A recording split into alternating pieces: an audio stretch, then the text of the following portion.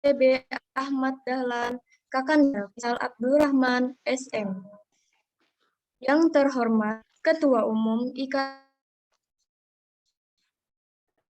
ITB Ahmad Dahlan Saudari Nurul Fatimah. Yang terhormat Ketua Pelaksana Income 4.0 Saudari Nabilah Novi Melinda beserta panitia pelaksana.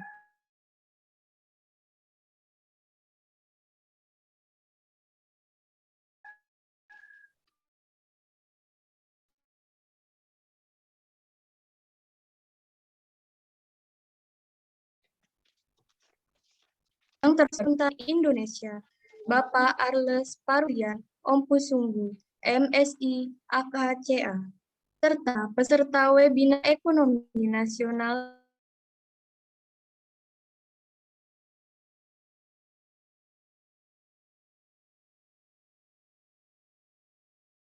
yang kami banggakan.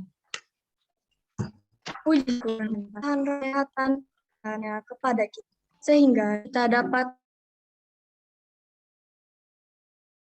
berkumpul di acara webinar yang selalu kita tunggu syafaatnya hingga akhir. Selanjutnya, saya Hana Rahmawati, selaku pembawa acara, akan membacakan susunan acara pada siang hari ini. Acara yang pertama, pembukaan. Acara yang kedua, menyanyikan lagu Indonesia Raya dan Mars Muhammadiyah. Acara yang ketiga, penyampaian keynote speaker. Acara yang keempat, pemaparan isi materi sekaligus diskusi dan tanya jawab. Acara yang kelima, pemberian cenderamata dan foto bersama. Acara yang terakhir, penutup. Acara yang pertama adalah pembukaan. Marilah bersama-sama kita buka acara pada siang hari ini dengan mengucap lafaz basmalah. Acara yang kedua, menyanyikan lagu Indonesia Raya dan Mars Muhammadiyah.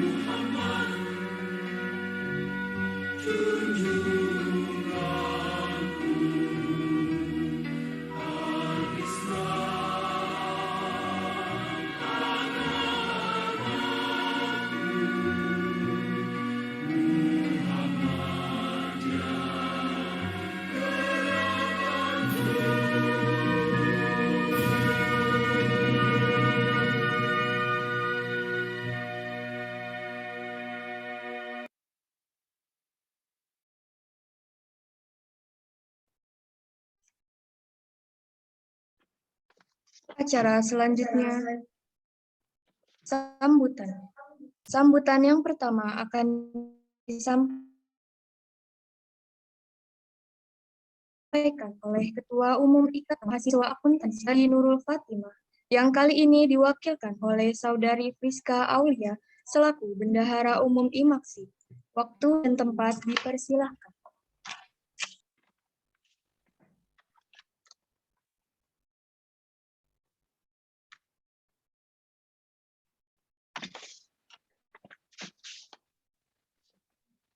Assalamualaikum warahmatullahi wabarakatuh.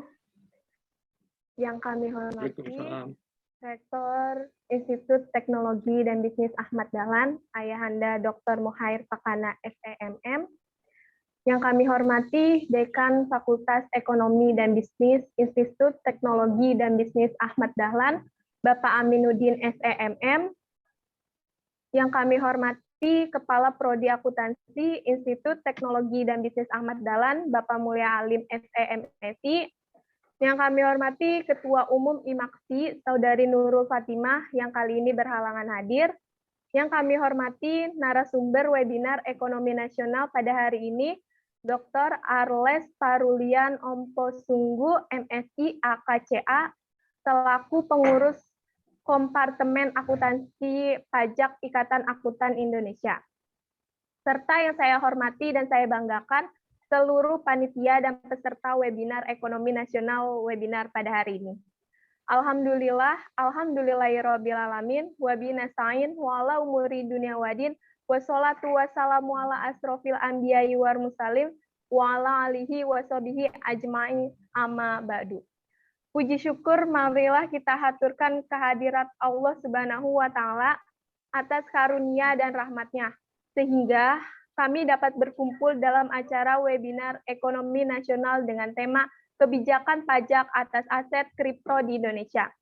Shalawat serta salam semoga tetap tercurahkan kepada Nabi Muhammad SAW, keluarga, sahabat-sahabatnya, dan kepada umatnya yang senantiasa setia hingga akhir zaman.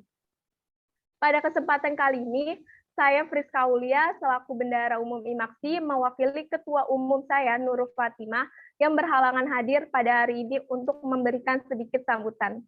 Hadirin sekalian, setelah legalitas investasi dalam aset kripto Indonesia, maka cryptocurrency resmi disajikan sebagai alat yang menguntungkan sekaligus menyederhanakan transaksi maya. Meskipun demikian, cryptocurrency memiliki kontroversi tetap pada penerimaan pajak, karena tidak ada aturan ketat dan secara jelas menetapkan secara tertulis yang bersangkutan cara pembayaran untuk pajak transaksi mata uang kripto. Fakta bahwa tidak ada peraturan pajak terkait dengan cryptocurrency di negara ini, tanda tanya besar untuk menerima terbesar di Indonesia dari pajak. Bahkan menggunakan cryptocurrency sebagai alat pembayaran. Namun Indonesia masih dilarang menggunakannya sebagai komoditas investasi, masih diperbolehkan. Aset kripto yang bertujuan investasi akan memberikan keuntungan modal perdagangan mana yang untung, perpajakan potensial. Jika menilai dari dua perspektif, cryptocurrency dapat objek pajak pertambahan nilai PPN dan pajak pendapatan PPH. Berdasarkan ini, kembangkan cryptocurrency sebagai alat investasi harus diteliti secara mendalam terkait potensi penerimaan pajak Indonesia. Oleh karena itu, kami dari Ikatan Mahasiswa Akuntansi Kampus Institut Teknologi dan Bisnis Ahmad Dahlan mengadakan kegiatan seminar nasional dengan tema kebijakan pajak atas aset kripto Indonesia. Dengan diadakannya kegiatan seminar ini bertujuan untuk mengetahui kebijakan seperti apa yang dilakukan dalam aturan pemajakan aset kripto atau pajak cryptocurrency ini di berbagai negara dan kebijakan pajak kripto di Indonesia. Dengan adanya bursa kripto, skema pengenaan pajak dapat dilakukan secara withholding system dengan bursa kripto sebagai pemungut. Hal ini merupakan keuntungan bagi investor karena memberikan kepastian hukum dan keamanan dalam berinvestasi. Namun juga ketentuan perpajakan juga akan sangat ketat. Tak banyak yang dapat saya sampaikan. Semoga kegiatan webinar ekonomi nasional pada hari ini berjalan lancar hingga akhir. Amin ya robbal alamin. Sekian sambutan dari saya, kurang lebihnya mohon maaf. Billahi fisabilil haq, fastabiqul khairat. Wassalamualaikum warahmatullahi wabarakatuh. Waalaikumsalam.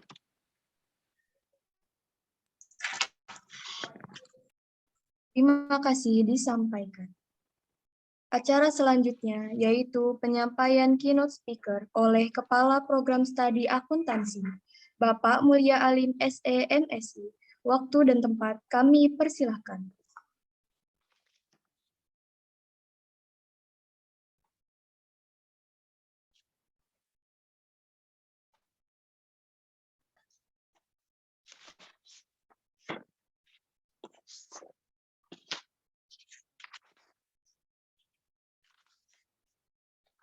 Ya, baik. Terima kasih, Pak MC. Bismillahirrahmanirrahim. Assalamualaikum warahmatullahi wabarakatuh. Alhamdulillah rabbil wassalatu wassalamu ala asrofil anbiya'i wal mursalin wa ala alihi washabihi ajma'in. Amma ba'du. Yang terhormat Bapak Dr. Arles Parulian Ompu Sunggu, MSI AKSIE, selaku pengurus kompartemen pajak dari Ikatan Akuntan Indonesia. Terima kasih Pak. Alhamdulillah Bapak Dr. Arles sudah hadir. Terima kasih saya sampaikan kepada Bapak telah mengisi acara ini. Mudah-mudahan bisa berjalan dengan baik dan lancar. Kemudian yang kami banggakan teman-teman IMAKSI atau pengurus IMAKSI Ikatan Mahasiswa Akuntansi ITB Ahmad Dahlan Jakarta serta para peserta webinar nasional pada siang hari ini. Mudah-mudahan kita semua senantiasa diberikan kesehatan dan selalu dalam lindungan oleh Allah SWT dalam menjalankan aktivitas kesehariannya. Amin ya rabbal alamin. Nah, acara webinar nasional ini pada hari ini sebenarnya masih bagian dari kegiatan serangkaian kegiatan income yang dilaksanakan oleh IMAKSI dari tanggal 21 sampai dengan tanggal 28 Maret 2022, artinya hari ini merupakan hari terakhir dari serangkaian acara Income yang ditutup dengan acara webinar ekonomi nasional dengan tema kebijakan pajak atas cryptocurrency ya di Indonesia. Nah, seperti kita ketahui bahwa sebelumnya saya bisa share ya, Mbak, sedikit, Mbak MC. Share untuk materinya, apakah bisa? Oke, bisa.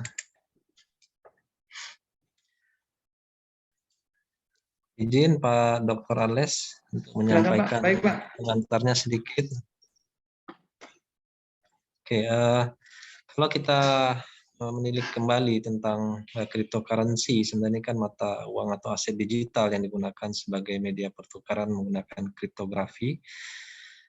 Kriptografi ini juga merupakan jaminan bahwa mata uang kripto tidak akan bisa dimanipulasi, mengingat cryptocurrency dibuat secara terpusat dalam sistem teknologi blockchain.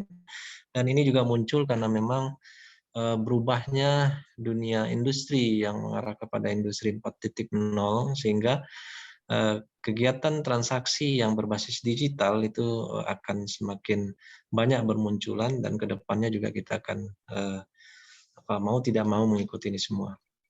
Ya, sistem dari adanya teknologi blockchain ini sendiri, teknologi yang digunakan sebagai sistem penyimpanan atau bank data secara digital yang terhubung dengan kriptografi.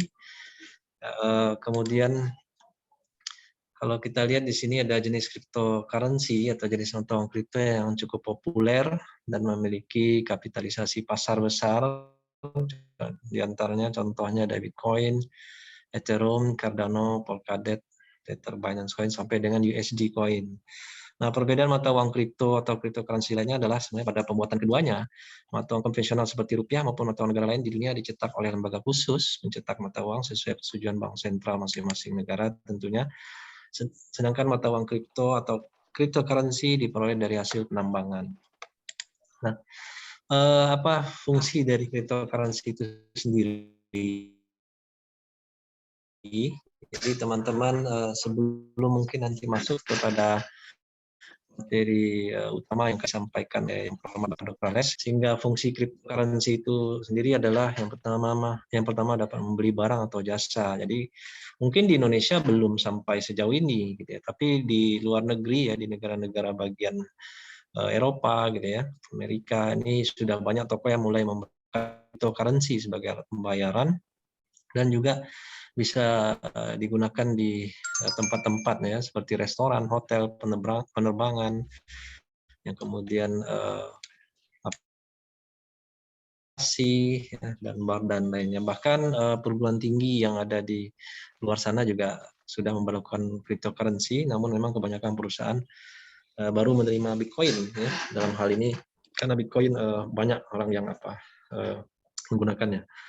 Kemudian investasi, yang fungsi kedua adalah sebagai fungsi investasi, di mana cryptocurrency ini pada awalnya tentu cryptocurrency itu populer, yang memang harganya terus meningkat tajam ya. Kalau dulu itu mencapai berapa, 50.000 dolar gitu ya, 50.000 dolar per Bitcoinnya gitu ya. Sehingga tak heran banyak orang mendadak kaya setelah investasi melalui cryptocurrency ya. Nah, semakin banyak orang yang melakukan investasi cryptocurrency, maka harganya juga akan semakin naik. Nah, namun belakangan kenaikan harga mata uang digital tersebut tidak signifikan. Beberapa tahun silam, investasi dengan cryptocurrency juga termasuk dalam kategori yang risiko tinggi, yang tentunya perlu dianalisis lebih lanjut. Nah, kemudian yang ketiga sebagai fungsi sebagai mining atau penambangan ya. Penambangan ini hal yang sangat penting dalam cryptocurrency. Nah, pengguna harus juga memecahkan teka-teki kriptografi yang rumit untuk mengkonfirmasi transaksi dan mencatatnya dalam blockchain. Jadi teka-teki tersebut bisa dipecahkan dengan cara mining. Semakin besar daya komputasi pengguna, maka semakin besar juga peluang mereka untuk memecahkannya. Tentu jika berhasil, Anda akan menerima hadiah sebagai biaya transaksi. Ya. Nah, namun apakah kegiatan tadi sampai saat ini apakah memang sudah dikenakan pajak gitu ya. Nanti mungkin Pak Dr. Ales akan lebih jelas membahasnya gitu ya. Nah, kemudian yang berikutnya, kalau kita lihat penambangan mata uang, jadi penambangan cryptocurrency ini ya dapat menjual hasil kriptonya dari hasil menambang tersebut, dan pemberi mata uang kripto juga dapat memperjualbelikan asetnya. Ya, tentu penambangan ini juga menggunakan atau berbantuan perangkat komputer ya untuk memecahkan algoritma atau hitungan matematika dari transaksi mata uang kripto yang dilakukan oleh miner itu sendiri. Nah, penambang kripto juga harus memiliki dompet mata uang kripto karena memang untuk menempatkan hasil penambangan mata uang kriptonya artinya harus ada, kalau di perbankan harus ada tabungannya gitu ya, terus ada wadahnya gitu. Nah, sebagai penambang juga perlu mencari sumber penambang kripto tersebut dan bisa bekerja sama dengan penambang kripto atau penambang Bitcoin lainnya untuk memudahkan proses pemecahan algoritma dan berhasil menambang kriptonya. Nah, kemudian tepatnya pada 2021 ya, Bapepti resmi menerbitkan peraturan baru terkait penyelenggaraan pasar fisik aset kripto melalui peraturan Bapepti nomor 8 tahun 2021 tentang pedoman penyelenggaraan pedagang pasar fisik di besar berjangka. Maka pokok pengaturan perdagangan fisik aset kripto ini adalah prinsip tata kelola perusahaan yang baik, berarti good corporate governance. Ya. Kemudian memerhatikan tujuan pembentukan fisik aset kriptonya, pasar fisiknya. Kemudian ketentuan kriteria aset kripto yang diperdagangkan juga pada bursa berjangka komoditi. Setidaknya kriteria aset kripto yang dapat diperdagangkan itu berbasis ledger teknologi berupa aset kripto utilitas atau aset kripto beragun aset telah memiliki hasil penilaian ya dengan metode AHP atau analytical hierarchy process.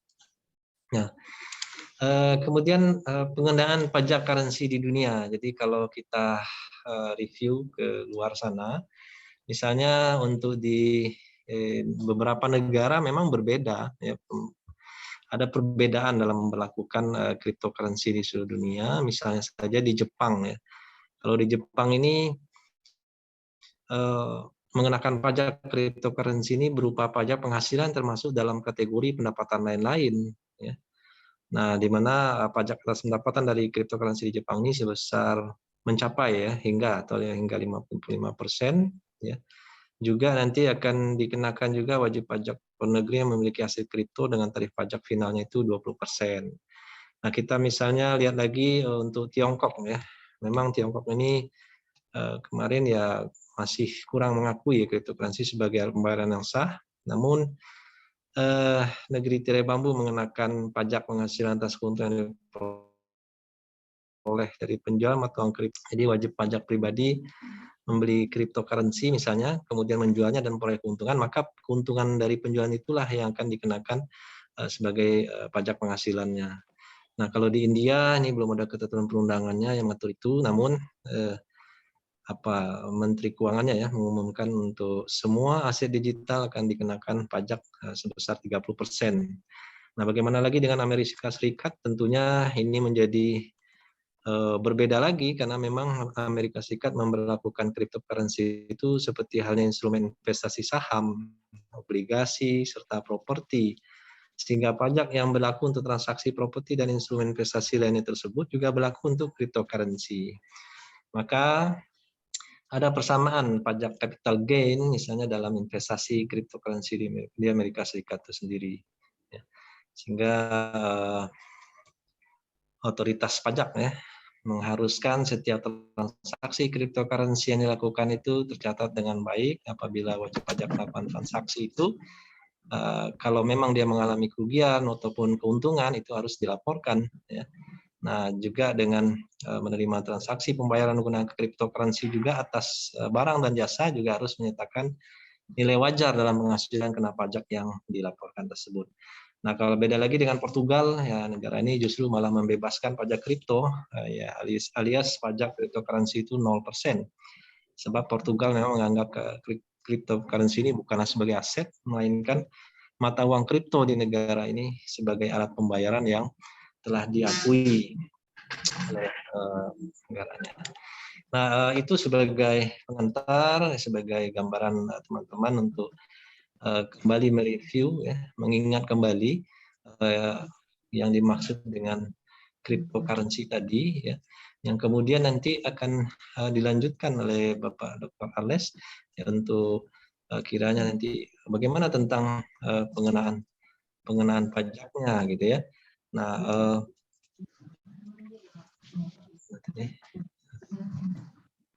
bagaimana pengenaan atau prosesnya atau ukurannya gitu ya, atau standarnya. Nah, kalau kita lihat juga misalnya pajak yang dikenakan itu pada aset kriptonya atau mungkin pajak cryptocurrency-nya gitu ya. Nah, tentu kalau lihat lagi misalnya ya memang agak tidak bisa kita abai karena memang perkembangan dari aset kripto sendiri ini semakin banyak ya, mengingat melihat investasi aset kripto di Indonesia juga tidak main-main. Sebagai contoh misalnya Bitcoin ya, ini memang mengalami kenaikan yang sangat-sangat signifikan yang mencapai 50 ribuan dolar Amerika Serikat per keping ya. Sehingga ini juga menjadi bisa juga menjadi instrumen investasi yang menggiurkan.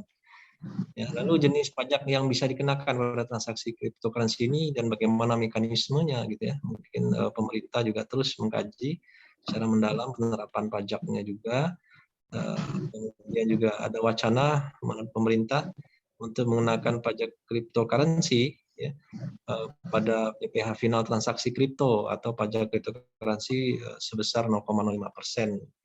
Mungkin nanti bisa dibahas selanjutnya di webinar pada siang hari ini. Demikian dari saya selaku Final Speech.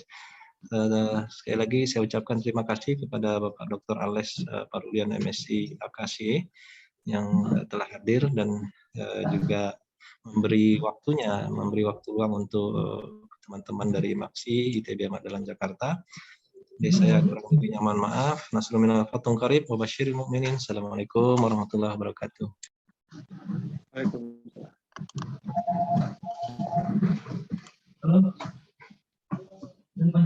Terima kasih disampaikan.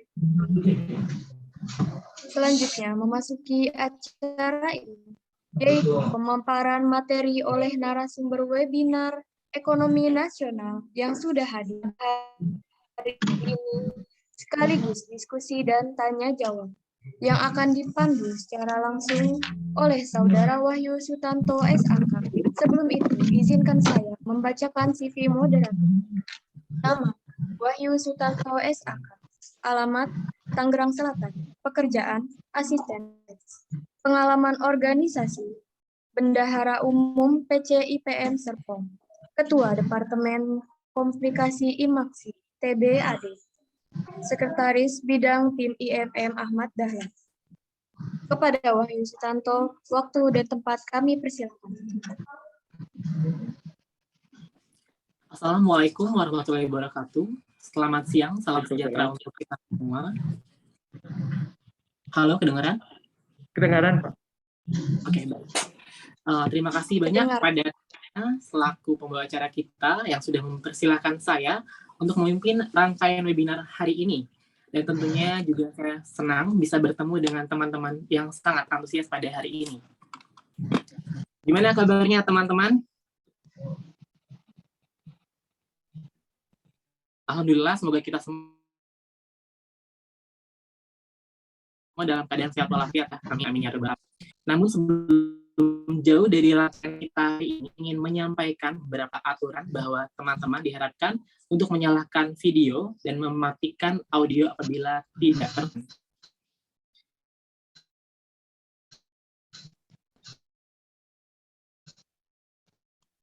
Yang saya banggakan, webinar kita ini sangat karena mengusiakan pajaknya cukup ramai sekali perbincangan tentunya.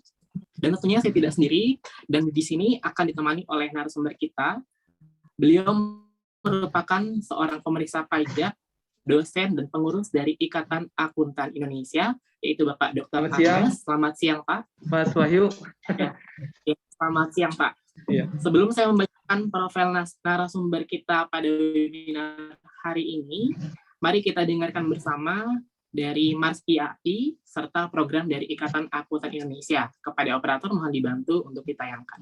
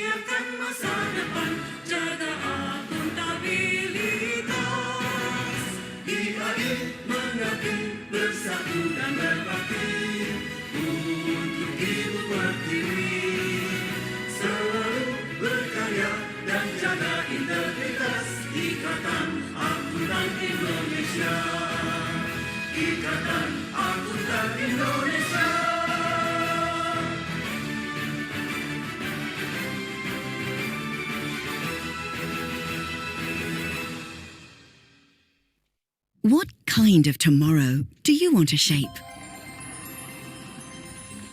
A connected world, working together to prosper and thrive. Training as a chartered accountant puts you in a position to make a real difference, giving you the skills and perspectives to build the tomorrow you want. Become a difference maker. Become a chartered accountant.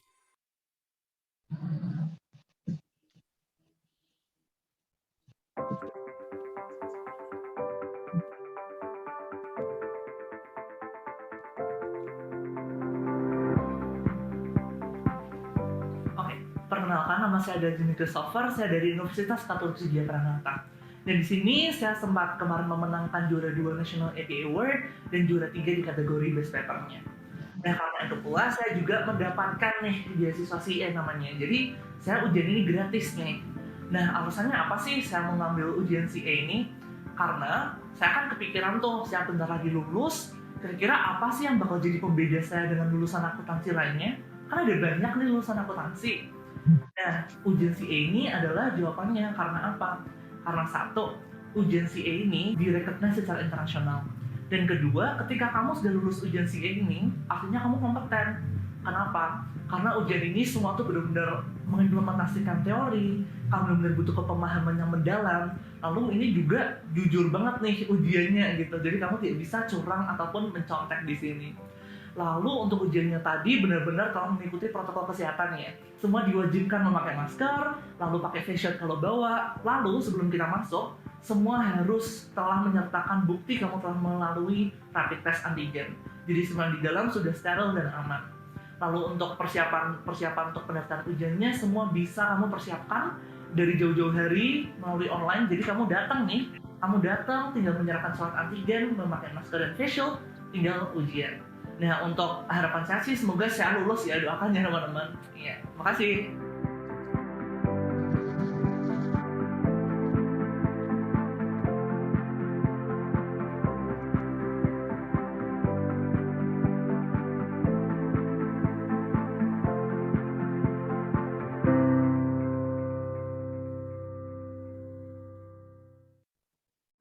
Gabung Brevet Pajak IAI, pilihan tepat untuk Anda.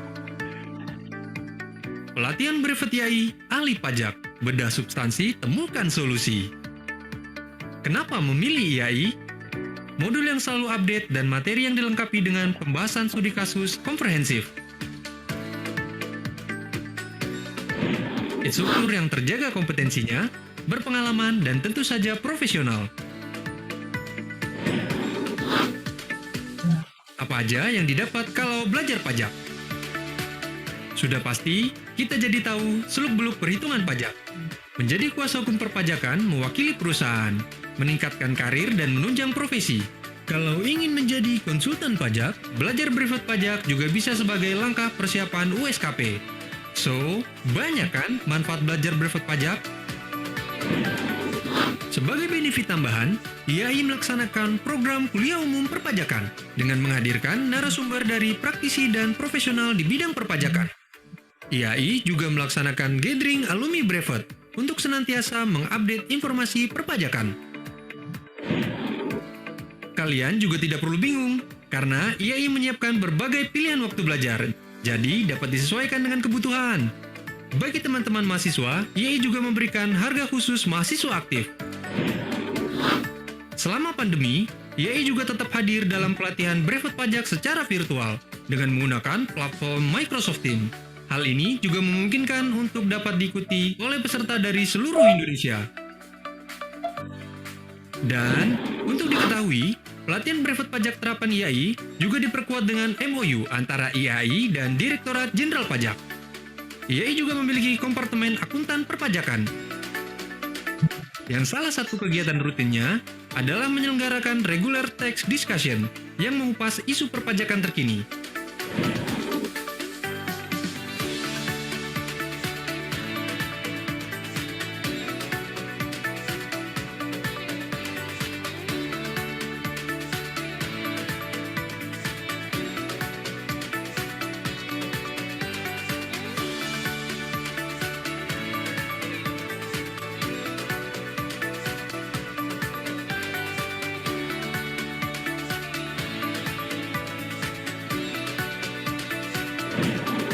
Pelatihan brevet IAI hadir di 6 knowledge center di Jabodetabek, IAI Knowledge Center Menteng, Moy, Serpong, Kedoya, Fatmawati, dan Sumarekon Bekasi. Selain itu, dengan standarisasi nasional, pelatihan brevet IAI juga hadir di beberapa IAI wilayah di Indonesia. Nah, jadi tunggu apa lagi? Ayo segera daftar pelatihan brevet pajak terapan IAI. Pelatihan brevet IAI, ahli pajak, bedah substansi, temukan solusi.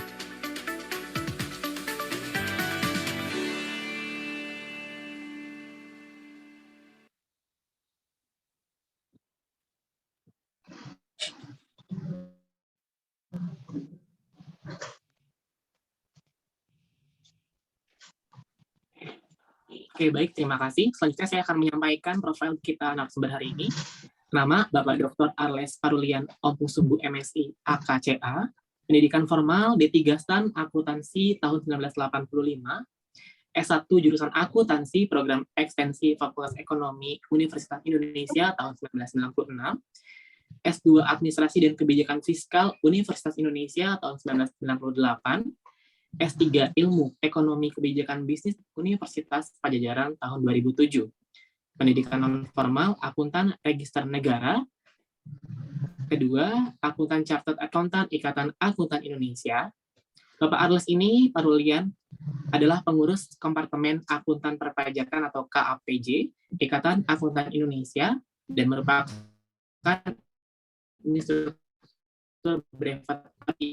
brevet Arles beraktivitas sebagai auditor internal di Pemerintahan Republik Indonesia, yaitu sebagai pemeriksa pajak media pada KPP Wajib Pajak Besar 3, Direktorat Jenderal Pajak. Beliau juga mengabdi pada dunia pendidikan dengan menjadi dosen tidak tetap pada program Pasca Sarjana Magister Akuntansi Universitas Tarumanegara. Selanjutnya, saya harap teman-teman hari ini bisa aktif bertanya. Jika teman-teman memiliki pertanyaan, boleh langsung menuliskannya di kolom komentar melalui chat di Zoom dengan format nama, strip asal, strip pertanyaan.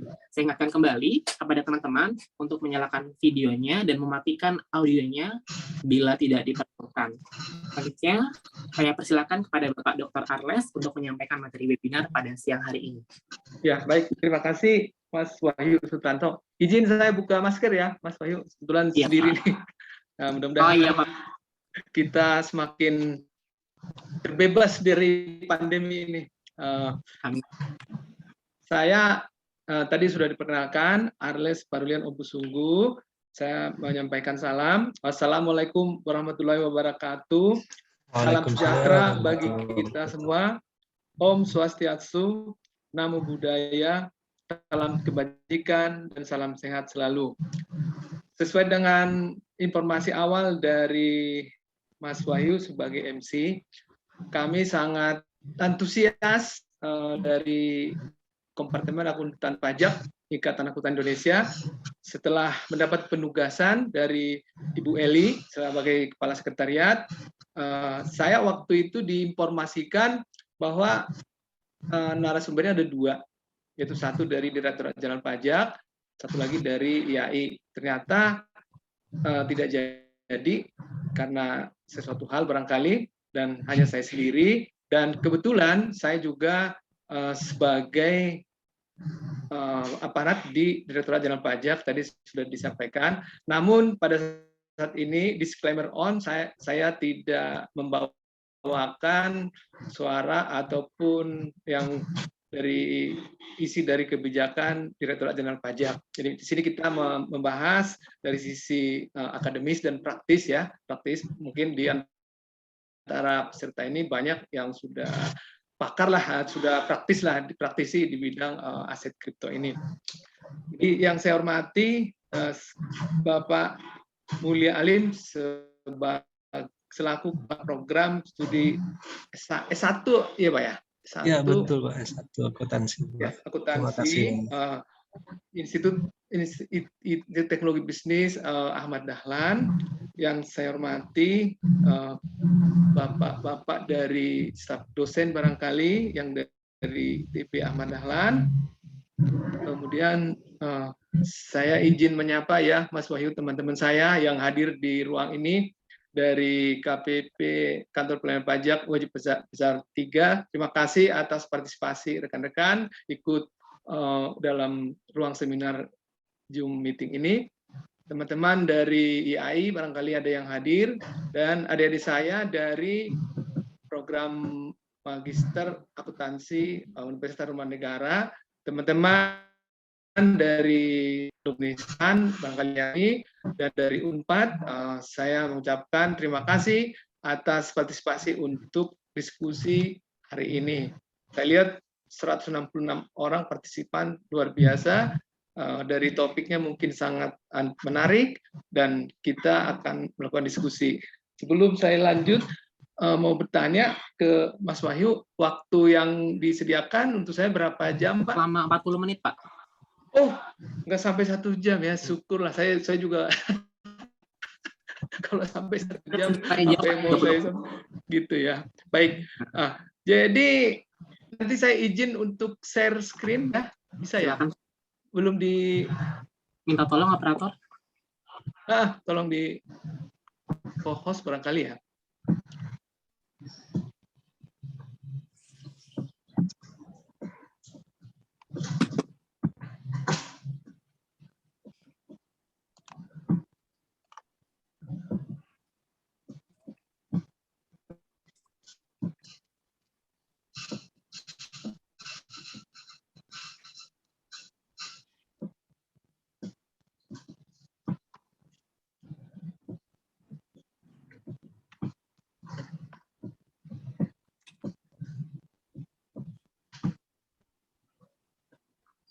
Sebentar ya Pak. Belum.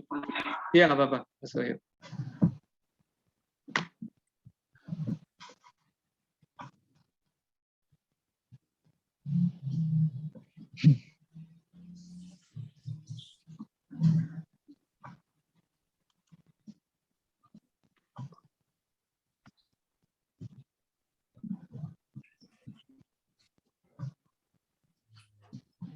Sambil menunggu barangkali ya Mas Wahyu ya.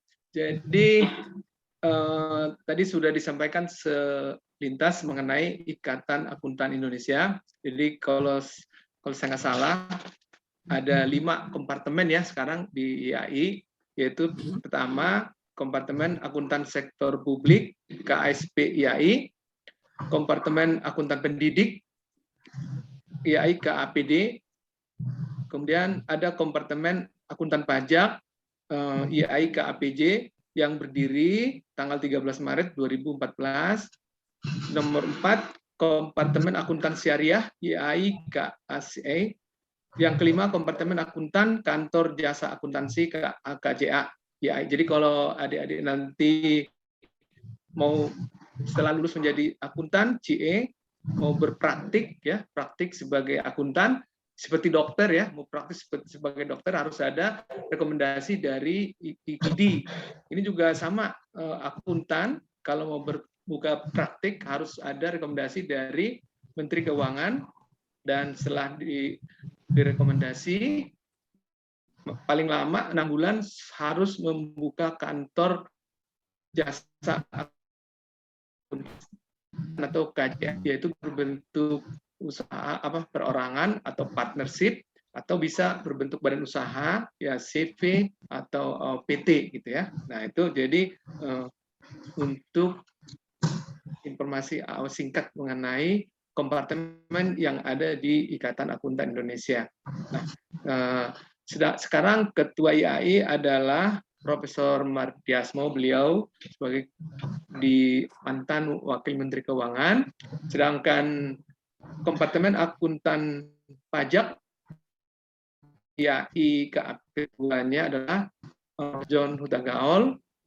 Kebetulan sekarang beliau adalah Kepala Kantor Wilayah di DJP Jawa Timur 1, John.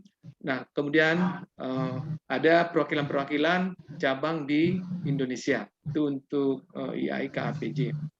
Memang setelah mendapat penugasan ini, saya bertanya, mencari tahu ya. Terus terang saya belum begitu paham gitu ya mengenai aset kripto ini. Saya menanyakan ke sekretariat, apakah ada pernah bahan dari IAI gitu ya. Ternyata belum pernah melakukan webinar gitu ya, webinar ataupun seminar selama masa pandemi. Nah, kemudian baik, sudah ditayangkan. Untuk mempersingkat waktu ya, kita lanjutkan aja untuk diskusi kita hari ini. Mungkin di antara peserta, Bapak Ibu, adik-adik, ada yang lebih paham mungkin mengenai teknis ataupun instrumen ini. Jadi saya di sini tidak terlalu dalam membahas mengenai apa sih aset kripto ini, hanya selayang pandang lah. Saya nanti akan membahas dari sisi kebijakan, arah kebijakan perpajakannya seperti apa yang memungkinkan gitu ya. Menurut pandangan saya ataupun mungkin suara nanti dari IAI, KPJ IAI. Namun untuk suara dari DJP mungkin kita menunggu nanti ada informasi, karena yang saya dengar sekarang sedang digodok untuk kebijakan perpajakan ini yang ada. Jadi kalau tadi disampaikan oleh Pak Alim bahwa sekarang ini belum ada resmi gitu ya. Memang untuk dari sisi transaksinya belum, tapi kalaupun dari pembajakan atas income yang diperoleh oleh wajib pajak tentu sudah ada mengikuti undang-undang pajak yang ada ya. Slide-nya next silakan. Dari sana ya Mas Wahyu ya? Bapak sudah co-host kok. Coba deh. Oh, tapi bisa di close dulu nggak nih? Atau nggak apa-apa sih? Oh ya, baik.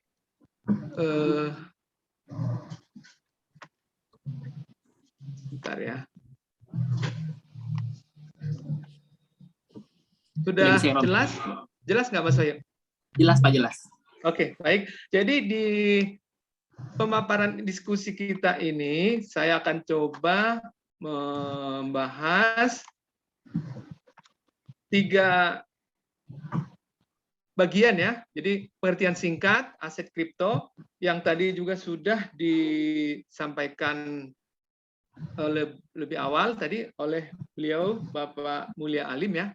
Kemudian saya akan menyampaikan juga konsep pembajakan ya, PPH dan PPN yang ada di negara kita dewasa ini, dan juga nanti potensi kebijakan pajak seperti apa untuk aset kripto yang ada di Indonesia. Jadi mohon maaf penulisannya ada yang typo ya, kalau bahasa Indonesianya kripto gitu, aset kripto ya.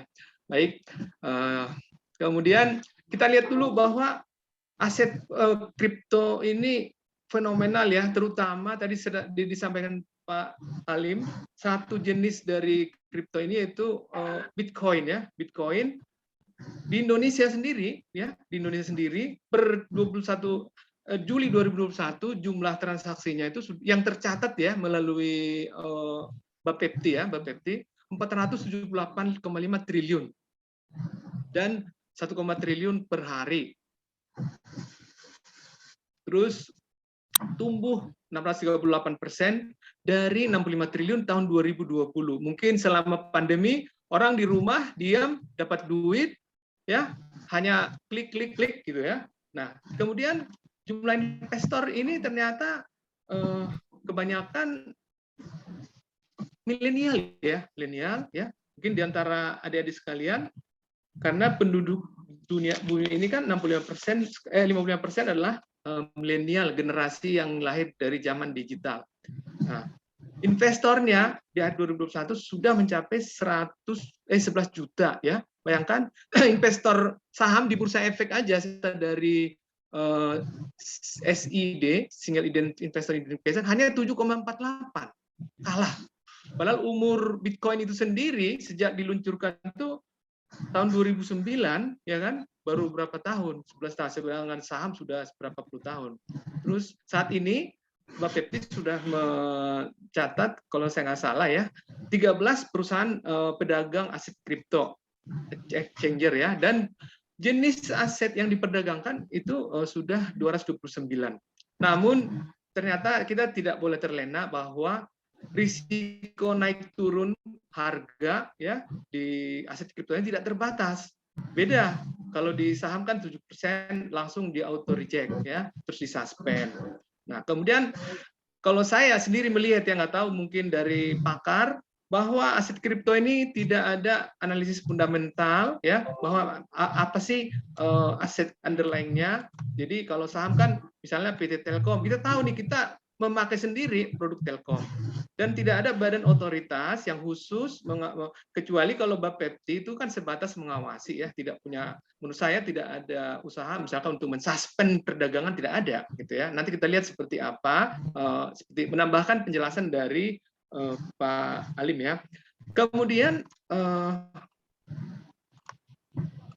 apa sih tadi sudah dibahas bahwa cryptocurrency ini adalah uang virtual ya, dan tidak memiliki nilai intrinsik ya. Kalau rupiah kan ada nilai intrinsiknya 10.000, 20.000. Kemudian itu dikeluarkan oleh komputer dalam portofolio elektronik yang berupa blockchain. Tadi sudah dibahas mengenai sebagai distributed ledger dan tidak dapat dikonversi, serta yang penting di sini tidak mendapat pengakuan dari bank sentral atau otoritas pemerintah manapun.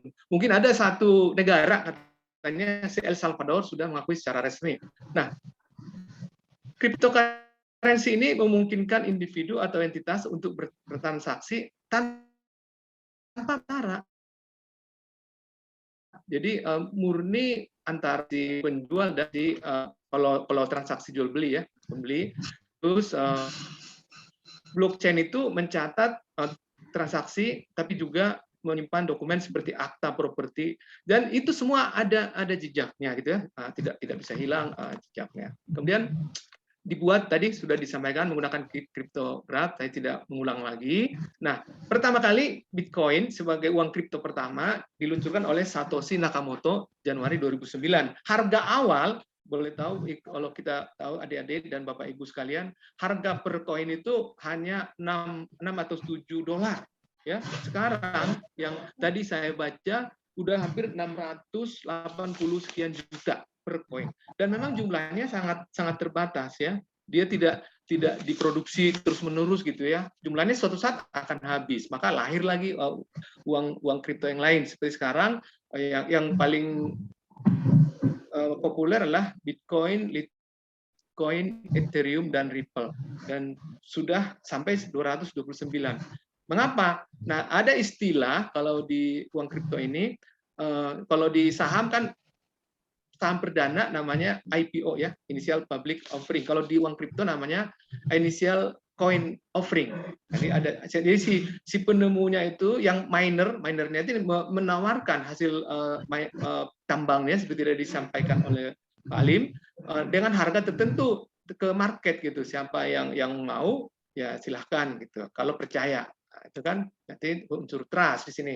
Nah, jadi kalau kita lihat ya lebih jauh unsur-unsurnya apa saja. Jadi pertama tadi ini adalah mata uang digital tanpa ada perantara gitu loh antara si pengguna dan si penerbit gitu ya. Kemudian tidak ada dicetak atau dikeluarkan oleh regulator, tidak diatur oleh bank sentral, dan transaksinya juga peer-to-peer antara individu atau entitas, dan sifatnya terpusat, dicatat di blockchain. Nah, kalau kita sebagai awam ataupun katakan perusahaan ingin mendapatkan uang kripto ini, bagaimana caranya? Ada 4 yang saya tahu ya, dan ini mungkin tidak salah mungkin ya. Pertama, tadi disampaikan Pak Alim, itu melalui mining. Mining itu seperti menambang gitu ya, menambang kita. Jadi seseorang bisa melalui suatu alat atau instrumen, program atau software yang sangat rumit gitu ya, dengan algoritma dia memecahkan persoalan ataupun problem secara aritmatik. Dia nanti akan menemukan kunci, jadi dia berhasil misalkan menemukan nanti uang kripto, dan disitulah dia menawarkan melalui initial coin offering. Ya. Kemudian kita juga bisa mendapatkan melalui exchange. Exchange itu adalah perusahaan yang ditunjuk untuk melakukan perdagangan gitu ya, yaitu seperti Indodax ya, toko kripto yang sudah terdaftar di Bapepti. Di Indonesia ya, ada juga yang tidak tercatat di Bapepti. Melalui commerce ini semacam merchant. Ini kalau kita misalkan jalan-jalan ke Bali, ada beberapa toko atau hotel barangkali menerima bentuk ini, saya punya Bitcoin, bisa nggak ditukar, saya transaksikan. Nah, dia dalam selisih kursnya itu mencatat sebagai pendapatan. Nah, yang paling populer di Indonesia adalah melalui mungkin ya investment. Kita menganggap itu sebagai investasi, walaupun sebenarnya syarat dengan spekulasi gitu ya menurut saya. Kemudian nanti tolong diingatkan saya waktunya ya, Mas Wahyu, supaya tidak terlewat ya. Oke. Investment. Nah, ini yang 4 inilah. Dan saya nanti tidak membahas lebih dalam lagi. Nah, kalau saya melihat di sini ada peluang dan ada risiko. Nah, kalau kita dari sisi investasi kan ada peluang, ada risiko. Ya, pertama, peluangnya dia tidak membutuhkan perantara, artinya efisien gitu ya. Tidak ada biaya tambahan dan bersifat global, ya, tidak hanya di satu lintas negara, dan tidak dimiliki oleh satu negara. Seperti kemarin perang Ukraina itu banyak tuh yang memberikan sumbangan ya, sumbangan berupa Bitcoin ataupun uang kripto.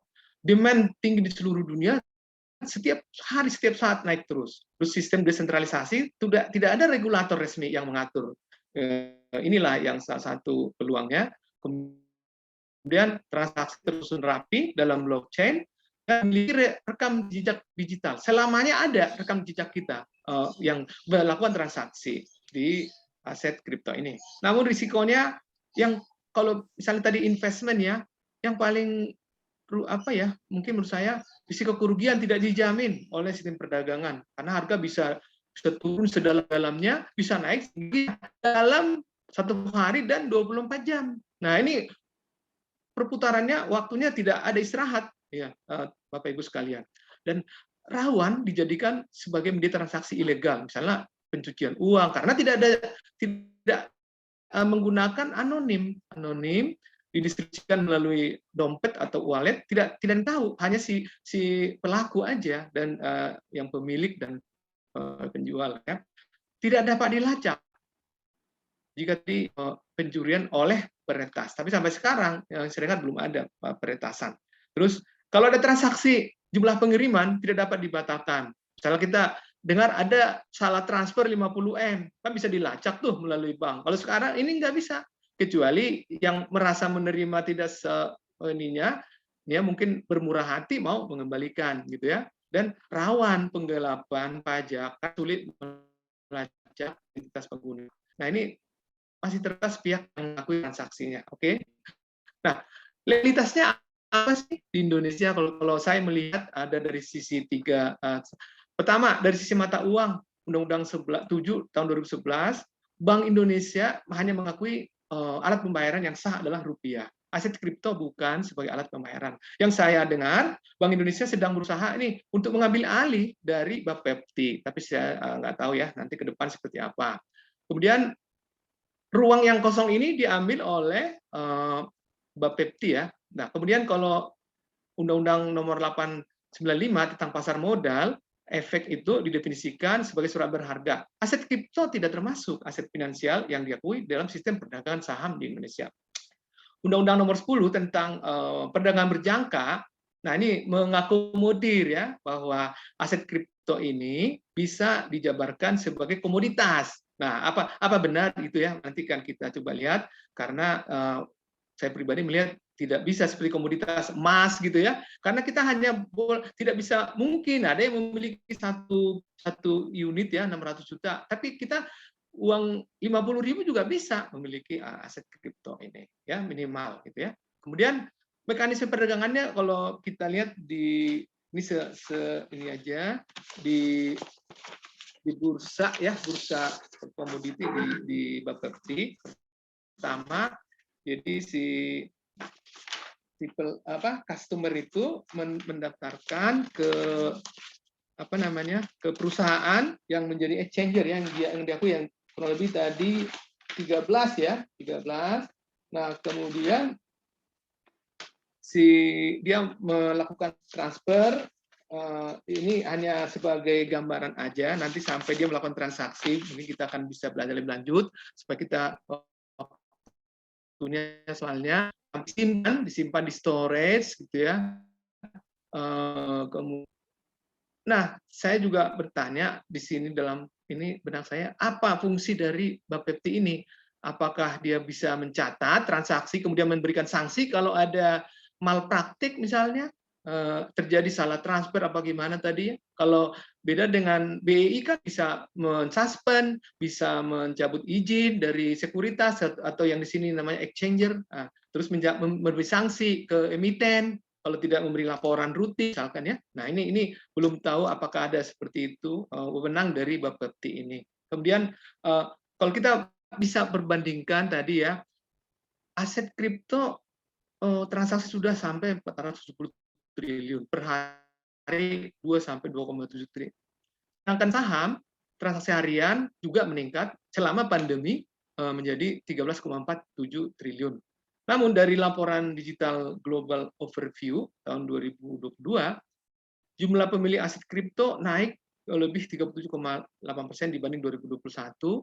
Nah, yang unik ya, lebih dari 1 dari 10 pengguna internet di usia 16 sampai 64 tahun, jadi saya masih termasuk ini, memiliki satu atau jenis aset kripto. Jadi milenial itu pasti memiliki aset kripto. Adik-adik mungkin ada yang punya gitu ya, aset kripto. Nah, terus bisa hitung mulai ditaruh, disimpan, nah sekarang nilainya udah berapa. Kemudian sampai saat ini 15 Februari 2021 sih 8,47 kripto ya, Bitcoin tadi ya yang sudah menduduki peringkat. Nah, untuk dari sisi akuntansi kita lihat PSK berapa yang bisa berlaku. Kalau PSK 4 aset berwujud ya, apakah mempunyai manfaat di masa mendatang. Nah, ini masih diperdebatkan. Apakah kas, setara kas, apa aset keuangan, tidak ada hak kontraktual, apakah sebagai properti investasi, tidak ada fisik, ya, tidak berwujud. PSK 19, saya juga kemarin diskusi dengan Pak Yakub ya dari Komite Prinsip Akuntansi di IAI ya. Beliau juga mengatakan bahwa aset kripto ini agak unik ya untuk definisikan masuk ke mana gitu ya. Yang penting adalah kalau dia sebagai entitas memiliki, harus mengungkapkan di laporan keuangan sesuai PSK yang dianut oleh entitas tersebut, sehingga produknya dapat dipahami, relevan, materialitas, keandalan, dan dapat dibandingkan. Mohon maaf, apakah saya terlalu cepat, Mas Wahyu, atau waktu kita ya? Bisa ya, Mas Wahyu ya? Bisa, Pak. Bisa. Oke, baik. Ini karena kita bukan melihat dari sisi perpajakan.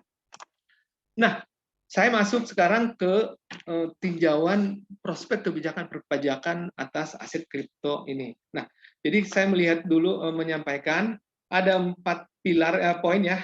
Apabila pemerintah atau otoritas hendak menerbitkan aturan atau jenis pajak ya dengan ada yang bocor. Nah, pertama harus tahu siapa yang harus dikenakan pajak. Apakah kalau kita bilang investor atau pemilik atau miner atau exchanger atau tadi merchant gitu ya. Siapa yang dikenakan? Harus dilihat. Jadi beda nanti pengenaan pajaknya di tingkat miner, di tingkat exchanger, di tingkat merchant, dan di tingkat investor. Terus berapa jumlah pajak yang harus dibayar sesuai tarif pajak? Apakah tadi PPh final, non final kita lihat. Terus apa yang menjadi dasar untuk mengenakan pajak kepada subjek pajak tersebut? Terus bagaimana jumlah pajak yang harus dibayar? Nah, itu 4 ini harus dipertimbangkan. Mungkin inilah mengapa sampai sekarang belum ada kebijakan resmi gitu ya atas pajak untuk aset kripto ini. Nah, kalau saya melihat ya, yang saya tahu ya, untuk pajak penghasilan dulu ya, PPh. Jadi Indonesia sejak menerapkan sistem self assessment, kita menganut pemajakan model hibrid lah, katakan ya, hibrid ya. Jadi ada dua bagian besar prinsip pengenaan teori perpajakan, yaitu untuk PPh ya, global taxation. Global taxation, nah itu yang kita anut di Undang-Undang PPh, Undang-Undang Nomor 36 ya tahun 2008, yaitu pengganti dari perubahan Undang-Undang Nomor 7 tahun 1983 sejak kita menganut self assessment. Jadi ada istilahnya pertambahan accretion concept. Jadi pertambahan kekayaan dari periode A ke periode berikutnya. Nah, jadi undang-undang kita menganut prinsip bahwa tarif pajak itu tunggal, ya, bersifat progresif, yaitu tarif PPh pasal 17. Progresifnya kalau perorangan sekarang kan berlapis, sehingga di atas 5M udah kena 35%. Dan prinsip mazhab ini mencerminkan kemampuan membayar. Jadi artinya wajib pajak yang punya penghasilan lah yang membayar pajak. Kalau dia tidak punya penghasilan, tidak perlu membayar pajak. Nah, itu kalau global taxation. Terus pajak itu dikenakan atas seluruh penghasilan yang bersumber dari baik dari dalam negeri ataupun dari luar negeri. Jadi namanya worldwide income ya. Terus ada mekanisme kredit pajak, artinya pajak yang dibayar di muka ataupun dipotong di atas income di luar negeri itu akan diperhitungkan, ya, dikreditkan di akhir tahun. Nah, atas pajak atau penghasilan tersebut, maka diakui adanya konsep deductible expense, yaitu mendapatkan, menagih dan memelihara penghasilan. Jadi biaya maksimal, tidak ada istilah maksimal ya, maksimal berapa biaya gitu tidak ada, kecuali dia tidak bisa dihitung berdasarkan pembukuan atau dim income. Kemudian diberi kebebasan kepada melalui mekanisme self assessment dan withholding tax. Withholding tax itu kalau misalkan kita sebagai karyawan, pajak atas penghasilan kita dipotong dulu oleh pemberi kerja, ataupun kalau kita jasa, kita dipotong oleh penerima jasa. Nah, yang kedua yang kita anut yaitu schedular taxation. Schedular taxation itu berdasarkan sumber pendapatan kita dari mana? Misalnya dari saham, 0,01%, ya kan? Terus dari deposito ada tarifnya 20% dan lain sebagainya. Kemudian tarif berbeda untuk setiap kategori penghasilan. Ya, tarifnya berbeda, untuk pelayaran beda, untuk yang final ya beda. Namanya final. Kalau yang di global taxation adalah istilahnya semifinal, semifinal. Dari ini dulu dipotong dulu, baru nanti diperhitungkan di akhir tahun. Terus dalam penerapan schedular taxation ini ada kemudahan administrasi karena beban administrasi tidak terlalu besar ya untuk jenis penghasilan karena udah otomatis gitu ya. Nah, kemudian tidak ada kredit pajak Artinya PPh final sudah nggak ada lagi perhitungannya. Terus dasar pengenaan pajaknya adalah gross income atau dim profit. Terus tidak ada mekanisme non deductible expense, tidak ada. Pokoknya dari penghasilan bruto itu dikenakan pajak. Nah inilah apakah seperti ini bisa dikenakan terhadap transaksi aset kripto ini, nanti akan kita lihat. Jadi lebih lanjut tadi ya prinsip globality. Ini secara singkat lanjut. Nah, sekarang kalau kita lihat atas aset kripto, hasil mutasi dan beli itu diakumulasi, dikurangi nilai perolehan, itu adalah gain. Kalau dia investment, maka dikenakan PPh tarif umum. Kemudian sisa yang belum terjual, nah untuk akuntansinya dicatat harga perolehan awal. Namun harga denominasinya harus dikonversi. Nah di SPT kita harus masukkan apakah termasuk kode aset investasi lainnya 039 dan pengawasannya sulit ya diaplikasikan. Nah jadi awal perolehan kripto itu adalah sebagai aset. Terus akhir tahun kalau masih kita ada saldo didenominasi IDR ya. Itu pasal 10 Undang-Undang PPh. Nah, memang lebih ideal kalau dia dikenakan PPh final ya atas realisasi dan sisa perolehan dengan mungkin peraturan pemerintah tersendiri karena PPh Undang-Undang PPh pasal 4 ayat 2 mempunyai ruang ya di mana kalau kita lihat pajak kalau yang diatur misalnya PPh pasal ini entah kita mundur ya di sini ya pasal 4 ayat 2 bunga deposito dan seterusnya. Nah ada lagi ditentu dan jenis penghasilan lainnya. Nah ini memungkinkan ada peluang ya di pasal 4 ayat 2 dan jenis penghasilan lainnya. Barangkali nanti kalau ini dikategorikan penghasilan dari investasi bisa kalau melalui peraturan pemerintah. Oke, nah ini objek pasal 4. Nah, ini jenis penghasilan mungkin kita nggak bahas lagi ya. Kemudian ini nanti ada active income. Nah, masuk kemana nih? Apakah passive income gitu ya? Oke, kita lanjut aja. Nah, ini pasal 4 ayat 3. Nah, ini PPN. Kalau PPN kita menganut additional method. Jadi dipungut dari penjumlahan seluruh nilai pertambahan. Apakah transaksi tersebut memenuhi adjust additional method, subtraction method, dihitung dari selisih antara harga penjualan dan harga pembelian kalau diterapkan diakui sebagai BKP atau JKP.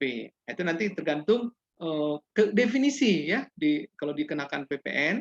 Kemudian ada mekanisme kredit method ya bahwa ada kredit pajak. PPN terutama adalah DPP pajak penjualan penyerahan kurangi DPP pembelian, nah itulah ya kali 10%.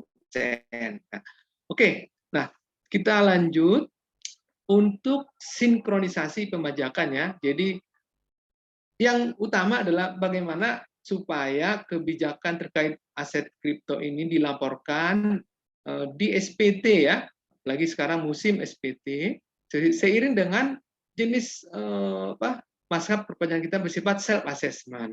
Kemudian investor atau entitas yang memiliki aset kripto harus melaporkan keuntungan ya realisasi. Jadi bukan namanya masih nilai ambang ya realisasinya sebagai penghasilan lain-lain, yaitu sesuai dengan prinsip global taxation ya. Artinya sudah direalisasi. Artinya sistem perpajakan kita tidak akan mengenakan double taxation atas satu jenis transaksi. Nah, yang penting adalah di sini menurut saya perlakuan legalitas aset kripto. Apakah dia aset berwujud atau aset tidak berwujud? Ya perlu kerjasama atau kesepahaman antara Menteri Keuangan dan Menteri Perdagangan barangkali ya untuk berkoordinasi. Jadi nanti melalui Bursa Efek Indonesia dengan Bursa Bapepti melakukan koordinasi dan juga tripartit dengan Bank Indonesia. Jadi di mana ini nanti dan ke depan kan dengan undang-undang HPP bahwa nanti akan ada migrasi data dari NIK dan NPWP sebagai pemilik aset kripto di lembaga clearing berjangka Bapepti ke sistem basis data di DJP. Jadi nanti kalau identitas dari pemilik tadi bisa migrasi ke ke database DJP, saya rasa nanti ke depan akan lebih mudah untuk melakukan satu pemajakan atas aset kripto tersebut. Nah, saya coba tambahkan seperti tadi disampaikan oleh Pak Mulia Alim ya, di Amerika. Jadi perlakuan pajak sekarang ya atas aset kripto itu dikenakan pajak saat pemilik melakukan konversi uang kripto dengan uang resmi pemerintah. Jadi uang kripto atau bitcoinnya ditukarkan menjadi dengan uang dolar berapa gitu ya. Nah, saat membelanjakan keuntungan uang kripto membeli aset misalnya. Jadi saya pernah baca tahun berapa ya, ada seorang atau investor membeli villa di Bali seharga 8 miliar dengan aset bitcoin gitu ya, koin dan dinominasi rupiah. Nah, luar biasa ya waktu itu ya. Terus saat menerima uang kripto hasil dari mining. Nah, kalau seseorang atau perusahaan yang melakukan investasi di bidang miner, dia saat terima uang hasil dari ICO-nya ya. Jadi nanti dari mining initial coin offering. Nah, itu dia mendapat hasil penawaran, nah dia mendapatkan penghasilan. Nah, kalau di Amerika saat membeli uang kripto dengan uang resmi pemerintah itu bukan objek pajak, hanya pertukarannya. Itu kalau kita ibaratnya pergi ke mana money changer gitu ya, money changer. Jadi ada merchant. Saya ini ada uang kripto, boleh nggak saya tukar dengan dolar atau apa gitu ya? Ada tuh, ada semacam kurs lah. Nah, selisih kursnya itulah penghasilan dari si merchant tadi. Kemudian artinya dia memang menggunakan uang kripto itu sebagai media untuk transaksi sehari-hari. Kemudian saat memberikan sumbangan ke dana sosial ya, atau dengan sekarang ke Ukraina misalnya, dia bukan menjadi objek pajak. Terus memberi uang hadiah ke pihak ketiga. Nah, saat melakukan transfer antar wallet, jadi kalau hanya transfer antar satu tempat, ibaratnya rekening kita di bank A ke bank B, gitu ya, itu tidak menjadi objek pajak. Nah, kemudian menurut OECD ya tahun 98 ada 7 prinsip yang harus diikuti ya apabila Anda menetapkan satu jenis pajak. Ini bukan pemajakan. Pertama, neutralitas, tidak boleh memihak, harus efisien sesuai dengan ketentuan. Certainty, nah ini yang penting, harus ada kepastian. Simplicity, harus mudah dipahami oleh pelaku ya, bahwa pemajakan ini harus mudah. Jadi kita harus kursus brevet ya, supaya tahu pajak atas tertentu, misalnya pajak atas kripto. Semua masyarakat harus mengetahui. Dan efektif. Efektifnya apa? Harus mampu menghasilkan penerimaan pajak yang optimal, ya, optimal atau maksimal gitu. Tidak nanti menjadikan harga kripto jadi naik misalnya ya. Nah, kemudian harus fair ya, tidak boleh ada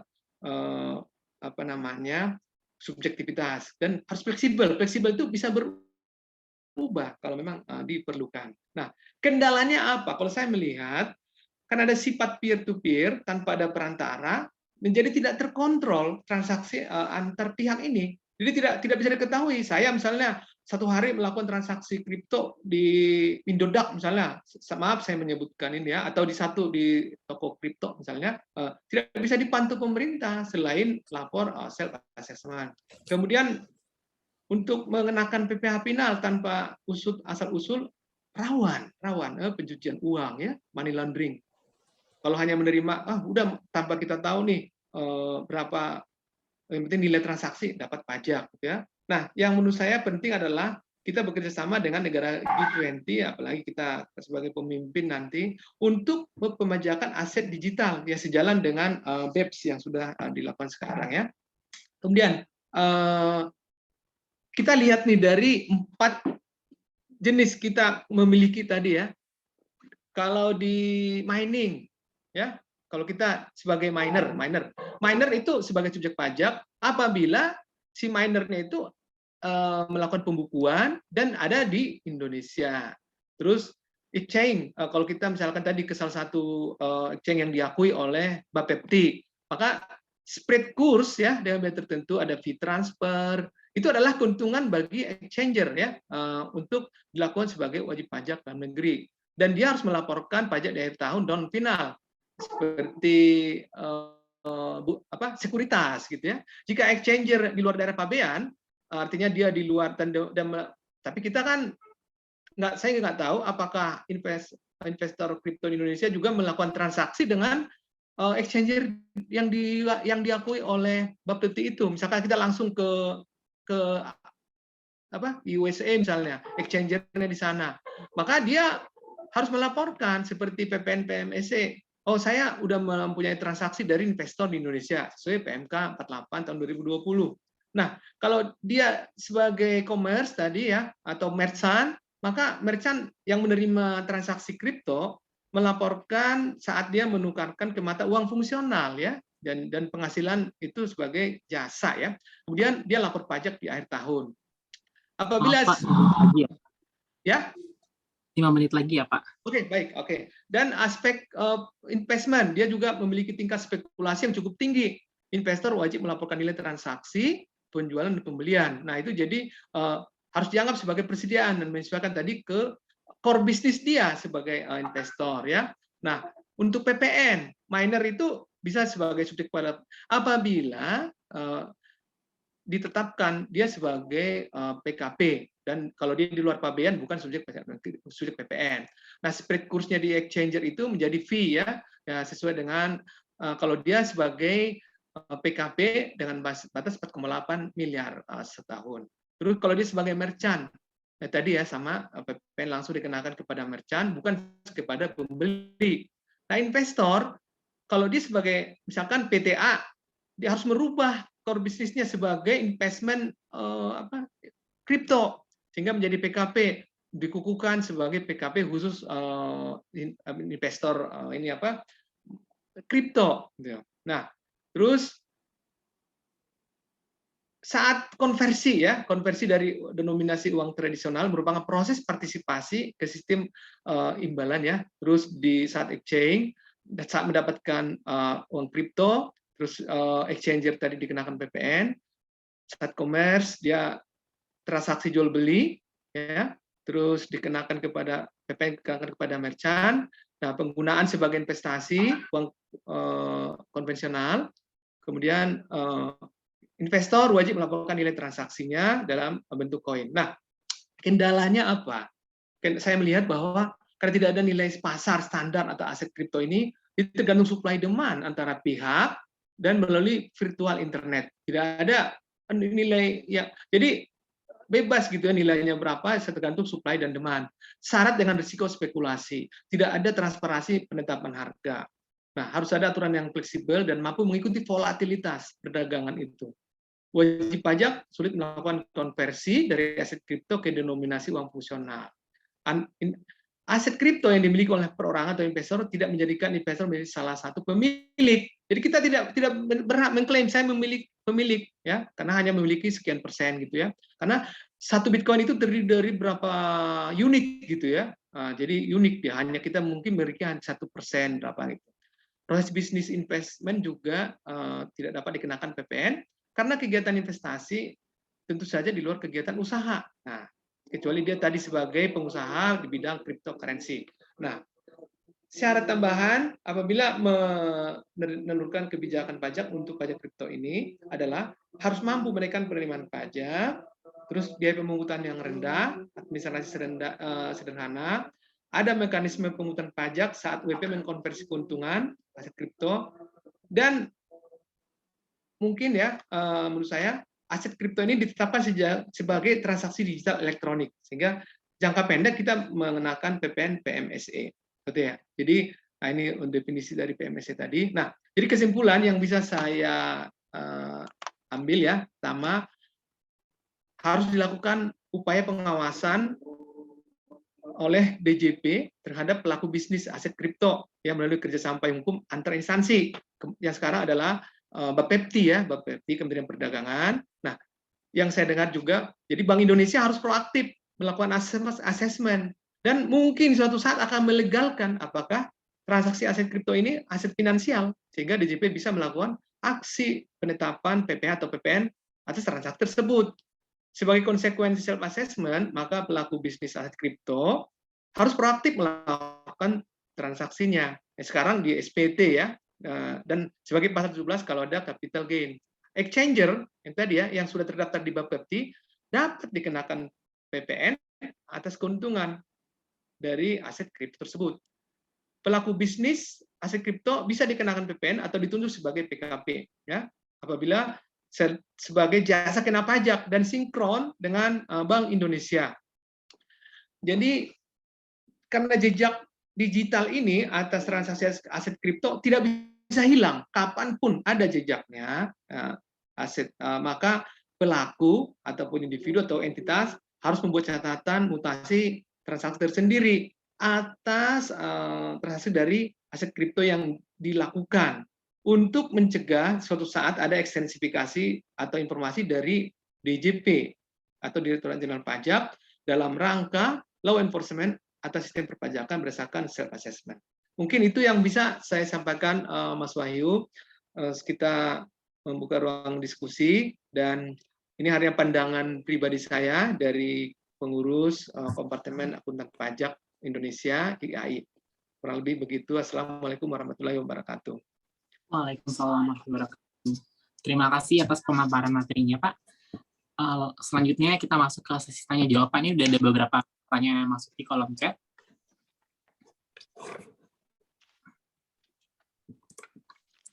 Ini ada pertanyaan dari Pak Rian Gifari Akbar. Dia ingin bertanya, pertanyaan pertama, dalam perpajakan, denda mengenai penilangan yang dilakukan pihak kepolisian itu masuk ke dalam pajak atau tidak?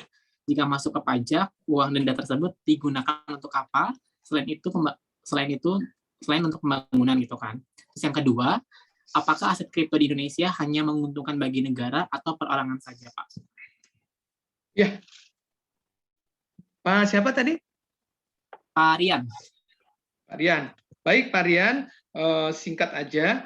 Kalau denda di kepolisian itu adalah komponen dari, jadi pajak ini ya Mas Rian ya, ada dua, pajak pusat dan pajak daerah.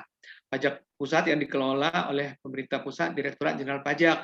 Pajak daerah adalah yang dikelola oleh pemerintah daerah. Jadi untuk denda ini kan pajak, termasuk pajak daerah. Kalau kita lihat di STNK kita kan ada jenis pungutan yang di situ ya. Itu nanti masuk ke kas daerah. Kalau di DKI berarti kas Pemda DKI untuk penggunaan pembangunan atau infrastruktur di DKI. Dan itu wewenang sepenuhnya dari Pemda DKI gitu ya. Itu untuk denda dari kepolisian. Nah, kemudian aset kripto. Aset kripto ini tadi apa? Aset kripto Aset kripto ini apakah hanya menguntungkan negara atau perorangan saja, Pak? Oke. Nah, ya sampai sekarang kalau saya melihat nih, kalau kita kembali lagi sistem perpajakan kita kan self assessment mengharapkan ini kejujuran wajib pajak. Kita kan kalau untung nggak ngaku kan, kalau rugi ngaku. Kayak ibarat kalau saya rugi ya kan kalau ada toko, tapi kalau untung belum tentu ngaku, nanti biar tetangga saya nanti nggak tahu kan gitu ya. Nah, jadi sampai sekarang kalau menurut saya 50-50 lah. Kalau negara, kalau wajib si pemilik aset kripto ini mau melaporkan gitu ya, ada juga yang melaporkan sebenar-benarnya keuntungannya berapa tadi ya, tarif pasal 17. Nah, kalau artinya negara belum maksimal menurut saya negara belum maksimal karena tidak spesifik. Padahal kalau kita lihat ya, transaksi harian malah udah melewati jumlah transaksi di bursa efek. Jadi selama pandemi banyak orang kaya mendadak ini dari kripto ini, hanya di rumah aja, nggak pernah keluar, tahu-tahu udah punya aset berlimpah-limpah gitu loh, gitu ya, yang kita dengar juga ya. Tapi yang benar ya, bukan artinya aset kripto, bukan yang sering kita dengar, yang lain-lain gitu ya. Oke, itu mungkin jawaban saya. Silakan. Oke, pertanyaan selanjutnya dari Adi Chandra. Izin bertanya, Pak, mengingat transaksi kripto sudah mulai banyak terjadi di Indonesia, apakah ada undang-undang yang mengatur mengenai transaksi kripto yang ada di Indonesia, Pak? Undang-undang apa yang mengatur tentang kripto, Pak, transaksinya? Apakah sudah ada di Indonesia, Pak? Oke, jadi tadi kita lihat ada 3 sisi ya, dari Bank Indonesia, ya, kemudian dari Kementerian Keuangan, Bursa Efek, dan juga dari Bapepti. Jadi 3 ini saling mencoba masuk nih. Yang duluan masuk adalah Bapepti gitu loh. Bapepti mengkategorikan ini adalah komoditas yang bisa diawasi. Memang kita apresiasi lah bahwa untuk perlindungan masyarakat gitu perlu lah ya, walaupun belum maksimal ya. Sampai sekarang tunduk kepada undang-undang mengenai Bapepti ya, di komoditas ya. Namun menurut saya kurang tepat karena itu bukan komoditas menurut saya. Artinya kalau komoditas itu bisa kita lihat fisiknya, emas apa gitu ya, tembakau. Ini kan nggak ada wujud fisiknya, itu virtual gitu. Jadi untuk itu menurut saya Bank Indonesia, OJK gitu ya, Kementerian Keuangan, Bapepti harus duduk bersama untuk mengatur supaya masyarakat itu saya rasa tidak keberatan untuk dikenakan pajak lah gitu ya, sepanjang itu adalah untuk kemakmuran masyarakat. Nah kalau kita lihat ya, jumlah transaksinya kan menggiurkan ya, menggiurkan. Dikenakan 0,sekian persen aja, kita nggak keberatan lah kalau kita mempunyai aset kripto ya. Kurang lebih begitu jawabannya, Mas Wahyu. Oke, pertanyaan terakhir dari Muhammad Ilham Adi Pamungkas dari IAIN Salatiga. Bagaimana cara pengawasan pelaku usaha aset kripto yang sudah dilakukan saat dan apakah sudah cukup pengawasan yang dilakukan saat ini, Pak? Terima kasih. Oke, baik Mas Ilham. Kalau saya melihat ya, saya bukan yang berwenang untuk menjawab secara ini ya. Saya hanya melihat dari sisi ini aja ya, dari luar ya. Artinya kalau saya mengamati namanya pengawasan, memang kalau sekarang kan yang saya tahu di Direktorat Jenderal Pajak itu ada namanya mekanisme pengawasan dan pemeriksaan melalui surat edaran Dirjen Pajak SE 07 ya, SE 05 terakhir tahun 2021. Jadi di setiap kantor KPP itu sudah dibagi tugas mengawasi wajib pajak strategis, wajib pajak tertentu, ya penggolongannya, dan diawasi secara mandiri, gitulah, mandiri. Artinya satu orang atau AR mengawasi beberapa wajib pajak. Artinya yang pertama di sini adalah seperti di bank, know your taxpayer. Jadi apa sih harus dilakukan kunjungan, misalnya bisnisnya nyata apa enggak gitu loh. Seperti tadi kalau dia melaporkan sebagai investor atau miner atau exchanger atau merchant, nah tinggal dilihat seperti apa proses bisnis daripada wajib pajak ini, sehingga bisa mengakses ya, oh ini apakah pembayaran pajaknya sudah sesuai. Jadi nanti ada namanya benchmark ya, benchmark, kemudian dibandingkan nih, ada istilahnya CTTOR, apakah wajar enggak pajak terutang dibandingkan dengan turnover-nya gitu ya. Jadi banyak sisi untuk melakukan pengawasan dari sisi otoritas. Demikian juga yang penting adalah tadi ya, self assessment harus jujur untuk melaporkan transaksi. Karena apa? Kalau tidak jujur ya, nanti kan sampai 5 tahun seperti tadi, jejak transaksi di aset kripto ini pasti tercatat. Ya, 5 tahun terakhir masih bisa dilakukan penetapan sepanjang belum daluarsa gitu. Jadi pengawasannya sudah cukup bagus menurut saya. Itu aja mungkin kurang lebih jawaban saya, Mas Wahyu. Baik, Pak, terima kasih.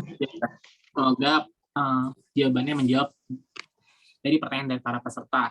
Oke, untuk mempersingkat waktu, selanjutnya adalah pemberian plakat secara virtual dari panitia kepada Bapak Dr. Arles. Dipersilakan.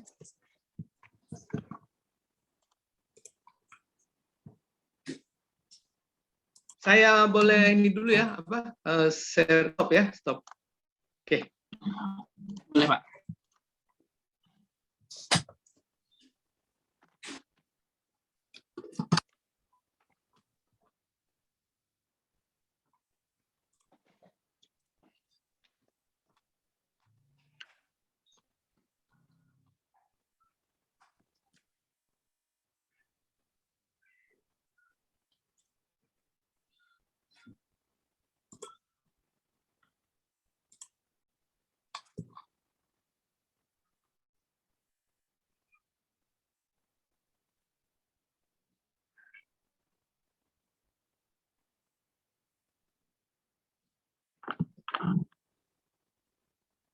Oke, sudah?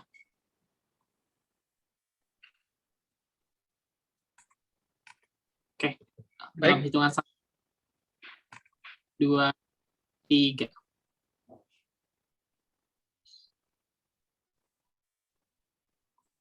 Sudah ya? Ya, baik, terima kasih. Baik. Selanjutnya akan ada pemutaran video terkait dengan program dari Ikatan Akuntan Indonesia. Kepada operator dipersilakan untuk menayangkan.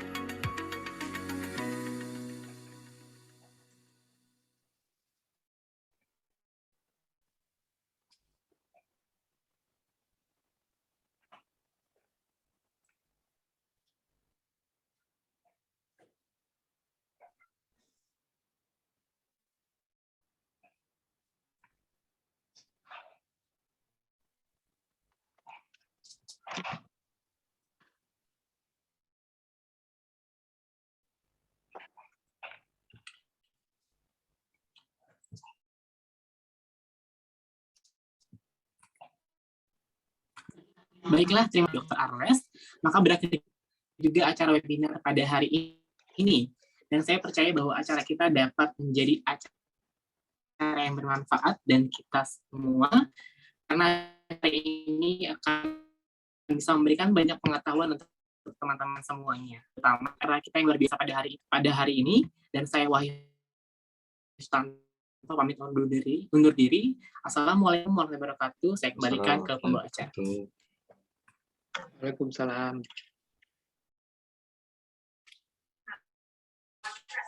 Terima kasih kepada Saudara Wahyu yang telah membawa acara kita pada kali ini. Dan terima kasih kepada narasumber yang telah memaparkan materinya kepada kita semua. Semoga ilmu yang kita dapat bermanfaat. Amin ya rabbal alamin. Acara selanjutnya yaitu pemberian cindera mata kepada moderator sekaligus foto bersama.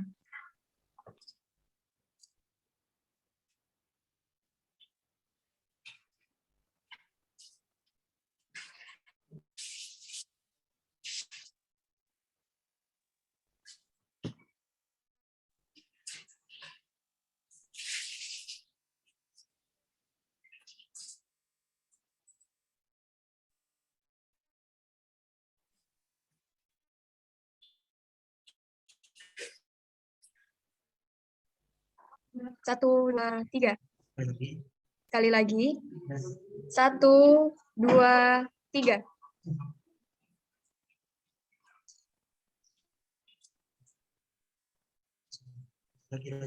Terima kasih. Dan acara yang terakhir adalah penutup. Marilah kita tutup acara pada hari ini dengan bersama-sama mengucap lafaz hamdalah. Alhamdulillahirrahmanirrahim. Terima kasih kepada Pak Arles sudah hadir pada siang hari ini. Terima kasih Pak Dr. Arles. Terima kasih Terima kasih sama-sama. kepada Kak Wahyu. Terima kasih. Selaku moderator Alim. hari Terima ini. kasih Mas Wahyu. Terima kasih Mohon Pak. maaf apabila ada salah kata dan salah ucap. Semoga Mohon acara izin live kita ya, pada Mas hari ini Wahyu. mendapat ridho serta diberkahi oleh Allah Subhanahu wa Ta'ala. Ya. Amin, amin Izin ya ya. rabbal alamin. Billahi fisabilil haq fastabiqul khairat. Wassalamualaikum warahmatullahi wabarakatuh. Waalaikumsalam warahmatullahi wabarakatuh. Izin live ya. Terima kasih Bapak. Ya, sama-sama. Terima Ya. Izin ya, izin. Iya Pak. Izin live juga ya. Ya, Terima Pak. kasih Kak Wahyu. Terima kasih juga Kak Wahyu.